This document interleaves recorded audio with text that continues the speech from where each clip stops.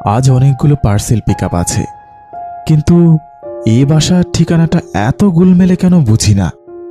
এদিকে পিপাসায় গলা শুকিয়ে এসেছে। 8/2 ধুলিয়াপাড়া, এটাই না? যাই গিয়ে দেখি।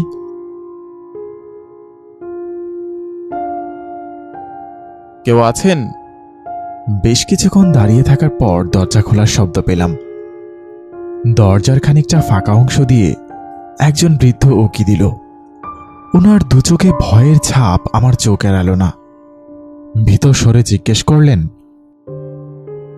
কে? আমি ফার্স্ট গো ডেলিভারি থেকে, একটা পার্সেল পিকআপের কথা ছিল।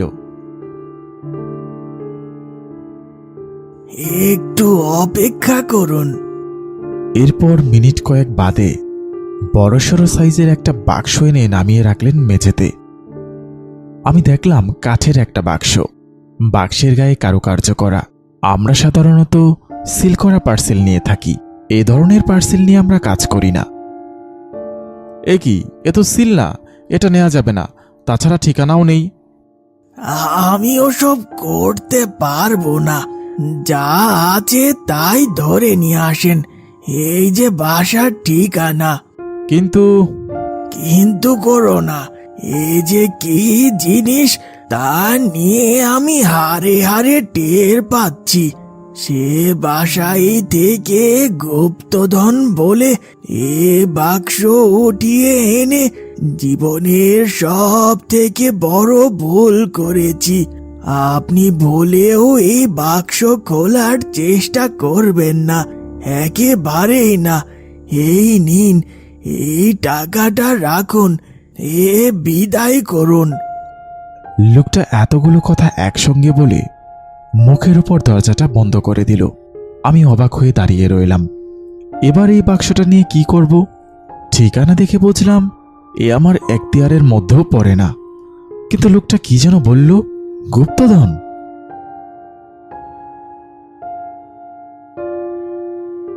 লোকটার কথাগুলো কিছুতেই মাথা থেকে সরাতে পারছিলাম না। গুপ্তধন? এই বাক্সের ভিতরে কি গুপ্তধন আছে? কিন্তু খুলে কিভাবে বাক্সটা? কোনো দিকেই তো কিছু করতে পারছি না। এই বাক্সটা এত সহজে হাতছাড়া করা যাবে না।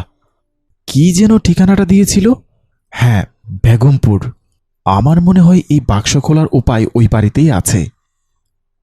না না, এই বাক্স আমিই কাল নিয়ে যাব। কোম্পানির খাতায় এমনিতেও এটিকে এন্ট্রি করিনি। অনেক রাত হলো, এবার ঘুমিয়ে পড়ি, কাল আবার সকাল সকাল উঠতে হবে। কে? কিছু একটা পড়ে যাওয়ার শব্দ শুনে উঠে দাঁড়ালাম।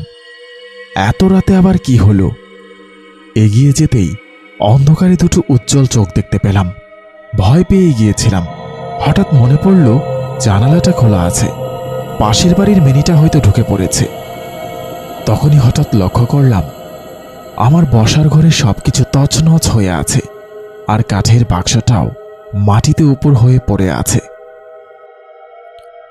এই যা, এটা আবার পড়ে গেল কি করে? উফ, কি যে জ্বালাতন! ঘরটা অন্ধকার হওয়ার পর সনসনে ঠান্ডা হাওয়া আমার শরীরটা কাঁপিয়ে দিয়ে গেল। বাক্সটা আমার হাত থেকে মাটিতে খসে পড়ল।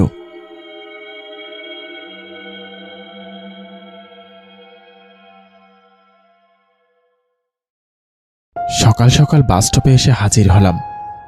আমি বাক্সখানা নিয়ে অপেক্ষা করছিলাম। এই হাসানখালি, পাবানা, বেগমপুর, বেগমপুর। মালামাল রাখার জায়গাটায় বাক্সটা রেখে নিশ্চিন্তে বসেছিলাম। সেই যে কখন গাড়িতে উঠেছি, বিকেল গড়িয়ে গেল, তারপরও পৌঁছতে পারলাম না।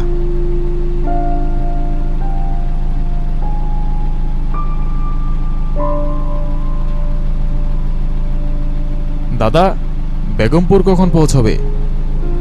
কন্ডাক্টর কোনো উত্তর না দিলেও আমার পাশে বসা লোকটা বাক্সটাকে সরিয়ে তার ব্যাগ নামাতে নামাতে বলল, এখনো আধা ঘন্টা দূরে আছে। এ কি, আমার ব্যাগে রক্ত হলো কি করে? এত রক্ত! না না না, এতে শুধু জামা কাপড় আছে, আমি বাজার থেকে কিনে এনেছি। আমি বাক্সটা নিয়ে তড়িঘড়ি করে নেমে পড়লাম বাস থেকে। বাসটা আমাকে যেখানে নামিয়ে দিল এটা একেবারে অজপাড়াগা। ততক্ষণই রাত বেড়ে গেছে। আকাশের বুকে ঘন কালো মেঘ গাঢ় হয়ে এসেছে। মনে মনে ঠিক করে নিলাম, যাই হোক না কেন প্রথমে এই বাক্সটার কথা বলবো না। এক রাতের সাহায্য চাইব, তারপর যা হয় দেখা যাবে। কিন্তু বাড়িটা আর কত দূর? এই যে হাঁটতে হাঁটতে গায়ের শেষ সীমানায় পৌঁছেছি। বেশ কিছুক্ষণ হাঁটার পর দেখতে পেলাম একটা ভগ্নপ্রায় বাড়ি। বাড়িটার আকার দেখে একে জমিদার বাড়ি বলে মনে হচ্ছে, তবে বহু পুরনো। মোবাইলের আলো জ্বেলে আমি বাড়ির ভেতর প্রবেশ করলাম। একটা শ্বেত পাথরে লেখা আছে মনময়ী ভিলা। কিন্তু এত বড় বাড়ি, ভেতর থেকে কোনো সাড়া শব্দ পাচ্ছি না।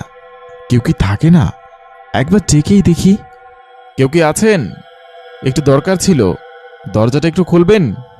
উত্তর এলো না। ভাবলাম রাত হয়েছে, তাই ঘুমিয়ে পড়েছে বুঝি। এত ভারী বাক্সটা নিয়ে দাঁড়িয়ে থাকাও মুশকিল। বাক্সটা নামিয়ে রেখে দরজায় আলতো করে হাত দিতেই আস্তে আস্তে দরজাটা খুলে গেল। কেউ আছেন? উপায় না দেখে বাড়ির ভেতরে ঢুকলাম। ভেতরে গাঢ় অন্ধকার। টর্চের আলো জ্বালাতে যাব, এমন সময় আচমকা কেউ সামনে এসে দাঁড়ালো। কে? আমি চমকে তাকিয়ে দেখি একজন মহিলা দাঁড়িয়ে আছে লণ্ঠন হাতে। মহিলার পরনে শাড়ি, মাথায় ঘোমটা, গায়ে অলংকার দেখে বোঝা যায় ইনি এ বাড়ির কর্ত্রী। আগে আমি আবিদ। আসলে অনেক রাত হয়েছে, যদি আজ রাত থাকার একটা অনুমতি দিতেন। আচ্ছা, তুমি আমার সঙ্গে আইসো, এ ঘরে বসো। উনি আমাকে নিয়ে একটি ঘরে বসালেন। সামনে থাকা টেবিলের উপর রাখা ল্যাম্পের আলোয় দেখতে পেলাম ঘরের চারদিকে পুরনো আসবাবে সজ্জিত। দেয়ালে পুরনো ওয়েল পেন্টিং। দেখলাম মহিলা হাতে করে শুকনো জামাকাপড় নিয়ে এসেছে। আমার মনে কৃতজ্ঞতায় ভরে উঠল। এই নাও, মাথা মুছে পোশাক বদলে নাও, আমি রাতের খাওয়ার ব্যবস্থা করছি। অনেক অনেক ধন্যবাদ। রাতের খাবারের জন্য ব্যস্ত হবেন না, আমার খিদে নেই। তা বললে কি হয়? আজ কতকাল বাদে কেউ এলো, আর এই রাজবাড়িতে আজ অব্দি কেউ শুকনো মুখে থাকেনি। রাজা বাবু শুনলে রাগ করবেন। নাও, জামা কাপড় ছেড়ে বিশ্রাম নাও। আমাদের নাসিদার হাতের রান্না কত সুন্দর, একবার খেলে মুখে লেগে থাকবে। মহিলা চলে গেলেন। আমি জামা কাপড় বদলে বাক্সটা নিয়ে বসলাম। এ বাড়িতে নিশ্চয়ই গুপ্তধন রাখা সেই ঘরটা আছে। যেভাবেই হোক আমাকে সেটা খুঁজে বের করতেই হবে। বাক্সটার গায়ে হাত দিতেই আমার হাতটা যেন পুড়ে গেল। লণ্ঠনের আলোটা নিভু নিভু হয়ে গেল। ভয়ে আমার হাত পা ঠান্ডা হয়ে গেল।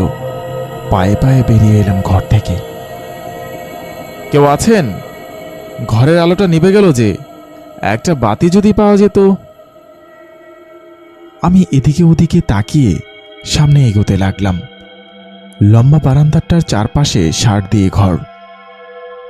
তবে এই ঘরগুলোর মধ্যে কোনো একটা ঘর থেকেই পাওয়া গিয়েছিল এই বাক্সটি, আর সেখানেই আছে গুপ্তধন আর এই বাক্সটা খোলার চাবিকাঠি। চলতে চলতেই একটা ঘরের ভিতর থেকে মৃদু গানের রেশ ভেসে আসলো। আমি দরজার বাইরে কান পেতে রইলাম। ঘরের ভিতর কেউ নিশ্চয়ই আছে।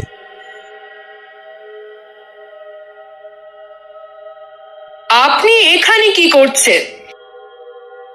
কর্কশ গলার শব্দে আমি চমকে ঘুরে তাকালাম। একজন মহিলা গলা অব্দি ঘোমটা দিয়ে দাঁড়িয়ে আছে, হাতে ধরা লণ্ঠন। আমি ভ্যাবাচাকা খেয়ে গেলাম। আমি মানে আচ্ছা, এই ঘরের ভিতর কে আছে? সে জেনে আপনার কোনো কাজ নেই, আপনি আমার সঙ্গে আসেন। এতক্ষণ কোথায় ছিলে বাবা? এসো, খাবে, এসো। আমি অত্যন্ত দুঃখিত, আসলে অন্ধকার হয়ে গিয়েছিল তো। এখানে প্রতি রাতেই আধার নামে, এ নিয়ে এত ভাবার কি আছে?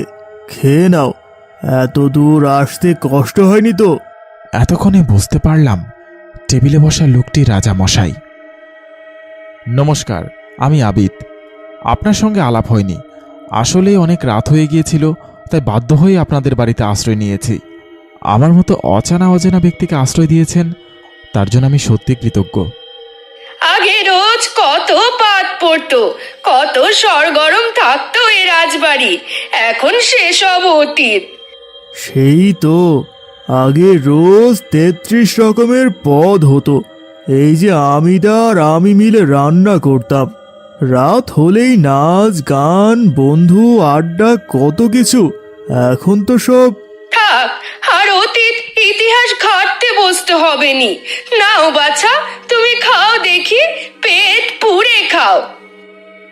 হ্যাঁ হ্যাঁ আবিদ বাবা, তুমি খাও, আমাদের কথা আর এ জন্মে ফুরাবে না। আমারও খিদে পেয়েছিল বেশ, তাই খাবারে মনোনিবেশ করলাম। জুবেদা, মাথার রসাটা এনেছিস? জি কর্তামা, এখানে রাখ। মাথায় ঘোমটা দেয়া মহিলাটি টেবিলের উপর ঢাকা দেয়া খাবার রেখে গেলেন।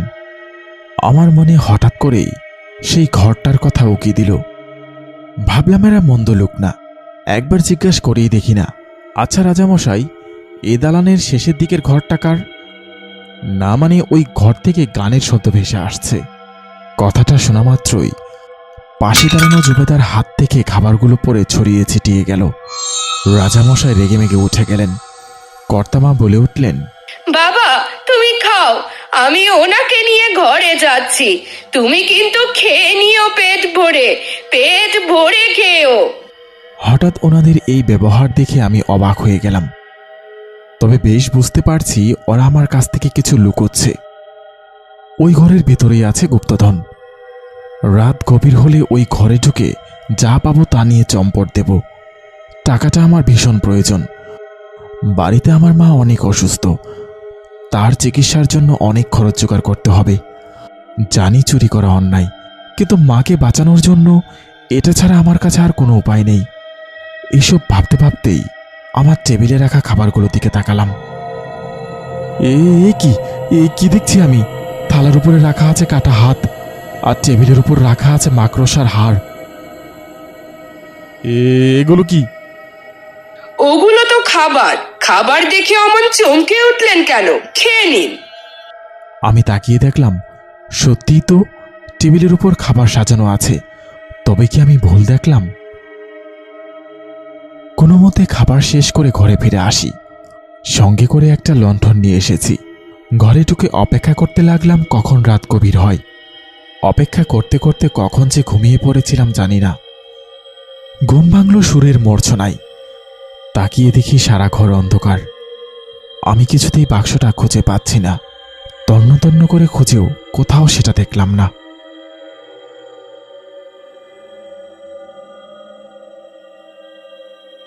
চলতে চলতে থমকে দাঁড়ালাম। সেই বন্ধ ঘরের দরজা থেকে শব্দ আসছে। এগিয়ে গিয়ে দেখি দরজাটা বন্ধ নয়, দরজাটা খোলা, আর ঘরের ভেতরে সেই বাক্সটা দেখা যাচ্ছে। এ তো শোনাই সোহাগা। আমি পা বাড়ালাম ঘরের ভেতরে। ঘরে ঢোকার সঙ্গে সঙ্গে সজোরে দরজাটা বন্ধ হয়ে গেল। এ কি, দরজাটা বন্ধ হয়ে গেল কেন? দরজা খোলো, দরজা খোলো। হাসির রুল উঠেছে চারদিকে। আমি স্পষ্ট দেখলাম বাক্সটা আপনা আপনি খুলে গেল।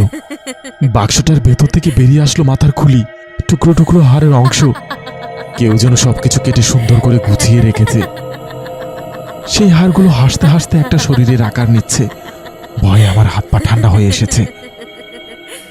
আমাকে এখানে আবার নিয়ে এসেছিস? আমি মুক্তি চেয়েছিলাম, মুক্তি দে। আমি কিছু করিনি, আমাকে ছেড়ে দাও। কেউ আছো? বাঁচাও। এখানে কি করছেন বাবু? হ্যাঁ হ্যাঁ, ওই ঘরে একটা পিশাচ আমাকে খুন করতে চাইছে। কোন পিশাচ বাবু? জুবেদা ঘুমটা তুলে আমার দিকে তাকালো। আমি ওকে দেখে চমকে উঠি।